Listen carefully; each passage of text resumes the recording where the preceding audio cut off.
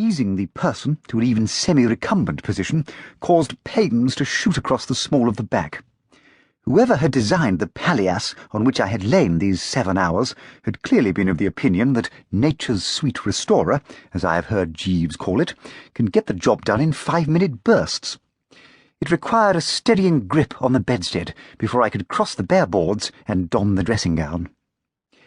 It's possible that a sharp-eared observer might have heard a few groans as, sponge-bag in hand, I headed down the passageway towards the servants' bathroom.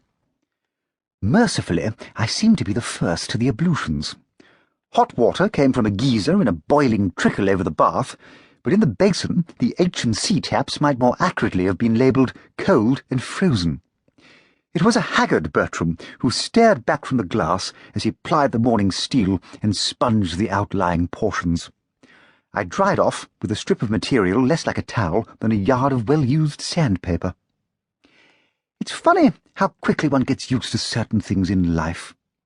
At school we had been compelled, on pain of 6 of the juiciest, to keep a keen eye on our kit and know at all times whether socks, grey, 6 pairs, and footer bags, navy blue, 2 pairs, were to be found. The services of Tucker, my accommodating scout at Oxford, however, and several years of Jeeves's care, had left me rather vague in such matters. To say it was something of a trial to dress myself in the uniform of a gentleman's personal gentleman would be an understatement. Eventually, after several attempts and some pretty fruity language, the shirt, collar stud and tie achieved some sort of coming together, after which the outer garments were a breeze. Pausing only to rub the shoe on the back of the trouser, I went gingerly out onto the landing and down the back staircase, which gave off a powerful whiff of limewood. There was a lengthy passageway that led to the kitchens.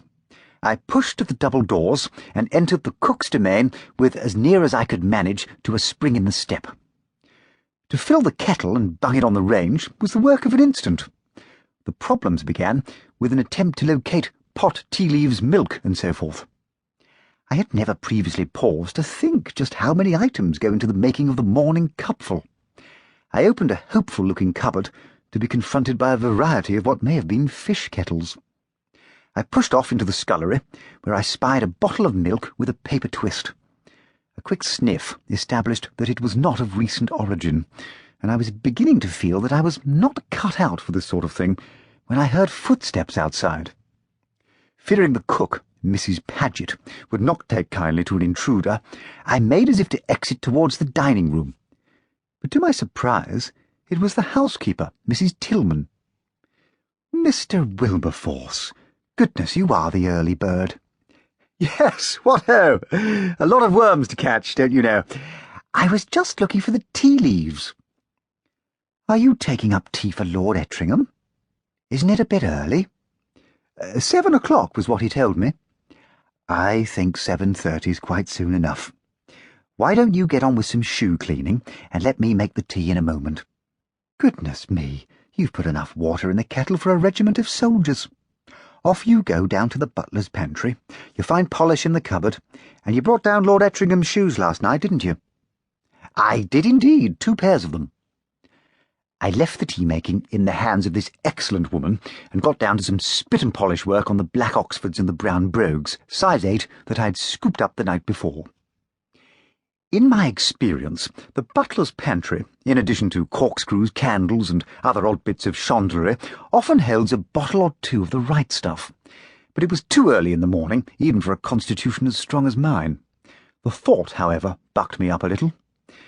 I wouldn't say that a song rose to the Wooster lips as I worked, but I went about the buffing and shining with a certain gusto. When I returned to the kitchen, I found that Mrs. Tillman had laid a tray with all the fixings. "Oh dear, look at you, Mr. Wilberforce. You didn't put on your apron, did you? You've got polish on your shirt. Here, let me." With a cloth, she removed most of a black smear from the affected area, and, with the coat rebuttoned, she seemed to think I was ready for action. I turned to the waiting tray and attempted to raise it to a carrying position. "You're all fingers and thumbs, aren't you, dear? Nothing to be nervous of. Come on now, this way." So saying, the housekeeper waved me down the corridor towards the green